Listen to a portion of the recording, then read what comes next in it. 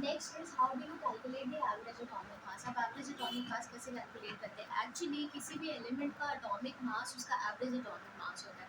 आपको मालूम होगा कि एलिमेंट्स जो हैं अपने आइसोटोपिक फॉर्म में एग्जिस्ट करते हैं। आइसोटोप्स होते हैं उनके आइसोटोप्स आइसोमास। तो ज़्यादातर एलिमेंट्स जो हैं अपने आइसोटोप्स में एग्जिस्ट करते हैं और उन आइसोटोप्स का मास अगर हम उसका एवरेज निकाल लें तो it becomes the atomic mass of the element. मैं क्या बोल रही हूँ समझने की कोशिश कीजिएगा कि एटॉमिक मास निकालना बहुत डिफिकल्ट है। उसे या तो आप C12 से रिलेट करके निकालिए या उसका एवरेज एटॉमिक मास निकाल लीजिए तो वो उसका एटॉमिक मास हो जाएगा। Why? Because atom is so small, it is such a small entity that you can not calculate its exact mass. तो उसके लिए आप क्या करते हैं, हमें मालूम है कि एलिमेंट्स अलग अलग आइसोटोपिक फॉर्म में एग्जिस्ट करते हैं। हर आइसोटोप का अपना एक मास है, एटॉमिक उसका एक यूनिफाइड मास है और एक रिलेटिव अबंडेंस है। रिलेटिव अबंडेंस मतलब कि वो कुछ परसेंट में एटमॉस्फेयर में एग्जिस्ट करता है। अगर ये हमें मालूम है तो हम किसी भी एलिमेंट का एवरेज एटॉमिक मास निकाल सकते हैं और वही एवरेज एटॉमिक मास उस एलिमेंट का एटॉमिक मास हो जाएगा। क्यों? क्योंकि आपने उसको निकाला कैसे है, उसके आइसोटोप्स के मास को प्लस करके उसका एवरेज निकाल के फिर आपने उसका एटॉमिक मास निकाला। ठीक है, तो अगर हम आइसोटोप्स के एटॉमिक मास और रिलेटिव अबंडेंस पता चल जाए तो उससे हम एवरेज एटॉमिक मास निकाल लेते हैं और वही एवरेज एटॉमिक मास किसी भी एलिमेंट का एटॉमिक मास होता है। अब एवरेज एटॉमिक मास निकालने कैसे, उसका एक फॉर्मूला होता है which is m1r1 m2r2 m3r3 upon r1 plus r2 plus r3। अब इसमें ये है क्या, m1r1 m2r2, m1 जो है that is mass of the isotope, m is basically mass of isotope. जो भी आइसोटोप होगा, जो भी एलिमेंट होगा उसका जो आइसोटोप है उसका मास, यूनिफाइड मास। और r क्या है, उसका रिलेटिव अबंडेंस। जितने आइसोटोप्स होंगे उतने मास होंगे और उतने ही रिलेटिव अबंडेंस होंगे। ज़्यादातर जितने भी एलिमेंट्स हैं उनके तीन स्टेट्स ही एग्जिस्ट करते हैं आइसोटोप्स के। जैसे हाइड्रोजन का आपका है 1h1 1h2 और 1h3। अब ये तीनों जो है इनका मास तो आपको यहाँ से दिख रहा है 1 2 3, ठीक है, लेकिन इनकी रिलेटिव अबंडेंस जो है मतलब ये एटमॉस्फेयर में कितने परसेंटेज में प्रेजेंट है वो अलग अलग होती है, वो एक ही जैसी नहीं होती टोटल, लेकिन 100% होती है। ठीक है, मतलब टोटल इन तीनों आइसोटोप्स का जब रिलेटिव अबंडेंस मिलाएंगे इनकी तो वो 100% की आएगी।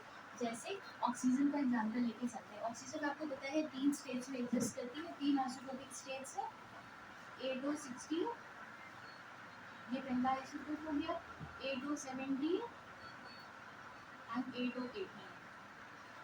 ठीक है, ये तीन आइसोटोप्स है ऑक्सीजन के। आइसोटोप्स जिनके एटॉमिक मास डिफरेंट होते हैं, एटॉमिक नंबर सेम होते हैं। ठीक है, तो जो इनका यूनिफाइड मास है 16 17 18 का वो ये होता है, इज कैलकुलेटेड लाइक दिस।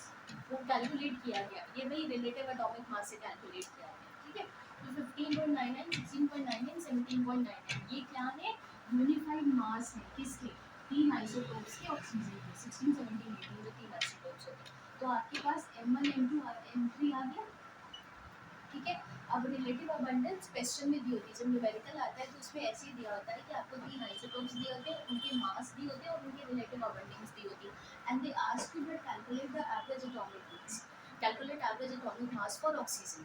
ठीक, तो रिलेटिव अबंडेंस क्या होगा, रिलेटिव अबंडेंस में क्या होता है 99.7%, वो किसकी अबंडेंस है, A216 की। 0.037% वो A217 की है और ये 0.200% ये इसकी अबंडेंस है, थर्मल आइसोटोप जो इसकी अबंडेंस है। तो तीन रिलेटिव अबंडेंस भी आ गई आपके पास। अब आपको इनको सिंपली फॉर्मूले में पुट कर देना विच इज दिस।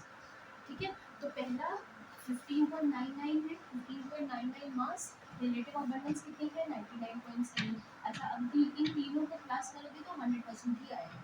कैलकुलेट करना, तीनों का जो एडिशन आएगा वो 100% आएगा। ठीक, सेकेंड M2R2 क्या होगा, M2 is this, R2 is this, तो 6.99 इंटू 0.037।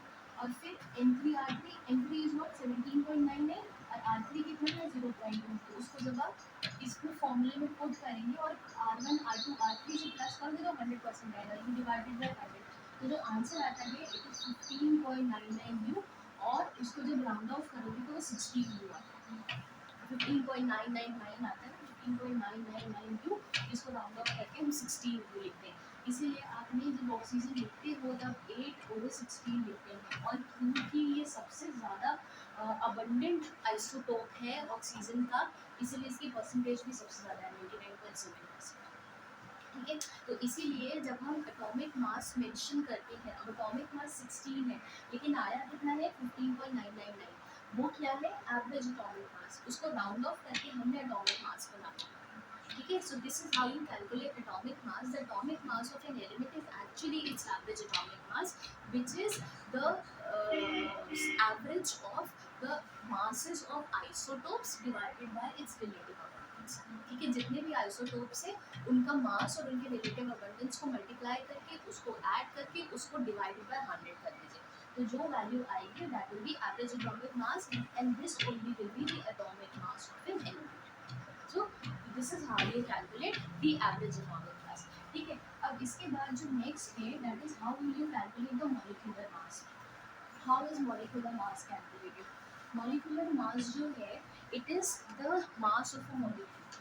Molecular mass क्या होता है? Mass of molecule. ठीक है, एटॉमिक मास तो समझ में आ गया, एक एटम का मास एटॉमिक मास है। मॉलिक्यूलर मास क्या होगा, जैसे ये ग्लूकोज लिखा है, ये ग्लूकोज का एक मॉलिक्यूल है। Now the question that would be asked is कि इस ग्लूकोज के एक मॉलिक्यूल का मास निकालें। How will you calculate the mass of this one molecule of glucose? तो वो कैसे होता है, जितने भी एटम्स प्रेजेंट होते हैं उनके एटॉमिक मास को अगर हम प्लस करते हैं, you calculate the atomic mass addition, you add all the atomic masses of atoms which are present in a molecule और फिर उसको molecular mass बोलते हैं। मतलब करके बता देती हूँ, यहाँ पे कार्बन के कितने एटम्स प्रेजेंट है 6, और कार्बन का एटॉमिक मास कितना होता है, इसलिए आपको एटॉमिक मास याद होना चाहिए, और नहीं भी याद होता है तो कभी कभी क्वेश्चंस में दिया होता है, they give you the atomic mass of the question. ठीक है, तो कार्बन जो है 6 एटम्स प्रेजेंट है, तो 6 into its atomic mass, number of atoms into atomic mass। यहाँ पे हाइड्रोजन के कितने एटम्स प्रेजेंट है 12, इसका एटॉमिक मास कितना होता है 1, तो 1 इंटू 12, प्लस ऑक्सीजन के कितने प्रेजेंट है 6, उसका कितना होता है 16, 16 इंटू 6। तो इसको जब आप कैलकुलेट कर लेंगे तो आपको ग्लूकोज का मॉलिक्यूलर मास मिल जाएगा, विच इज 16 2 32 प्लस 12 प्लस 96, 16 से 96 होता है, 6 से 36 96, ठीक है, तो 32 प्लस 12 हो गया 44 प्लस 96 140 आएगा, है ना। 96 और 44 प्लस करके देख लेना बेटा, हो सकता है मैं गलत हूँ, ठीक है, हाँ 140, ठीक है, तो इसका मॉलिक्यूलर मास कितना आ रहा है, इसका भी 140। कहीं पे कैलकुलेशन में कोई गलती हो गई तो एक बार आप अपने आप कैलकुलेट कर लीजिएगा। मैं आपको सिर्फ बेसिक बता दे रही हूँ कि किसी भी मॉलिक्यूल का मॉलिक्यूलर मास कैसे कैलकुलेट करते हैं। उसका फॉर्मूला होता है number of atoms into atomic mass, ठीक है। जैसे कार्बन डाइऑक्साइड है, कार्बन डाइऑक्साइड का आपका मॉलिक्यूलर मास कैसे निकालेंगे, कार्बन कितना है 12 प्लस ऑक्सीजन 2 इंटू 16, तो कितना आएगा 18 will be its molecular mass, ठीक है। तो this is how you calculate the molecular mass for any molecule. जितने नंबर ऑफ एटम्स है उनको एटॉमिक मास से मल्टीप्लाई कर दीजिए, चारों को प्लस कर दीजिए, यू विल गेट, बेसिकली उसका मतलब होता है sum total of atomic masses of atoms present in a molecule, sum total, जैसे देखो sum total of atomic masses, sum total of atomic masses,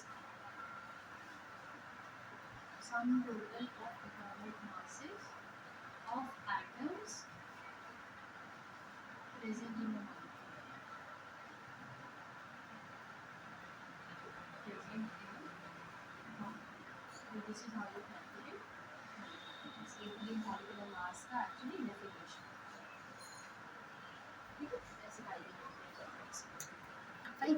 so I hope कि आपको एटॉमिक मास, एवरेज एटॉमिक मास और molecular mass में difference समझ में आ गया होगा। कोई कंफ्यूजन है तो कमेंट सेक्शन में मेंशन कर दीजिएगा, मैं एक बार फिर से ये फॉर्मूलेज आपको क्लियरली एक्सप्लेन कर दूँगी। फॉर एनी क्वेरी कमेंट कर दीजिएगा, मैं मेंशन कर दूँगी, उसको क्लियर कर दूँगी। Thanks for watching.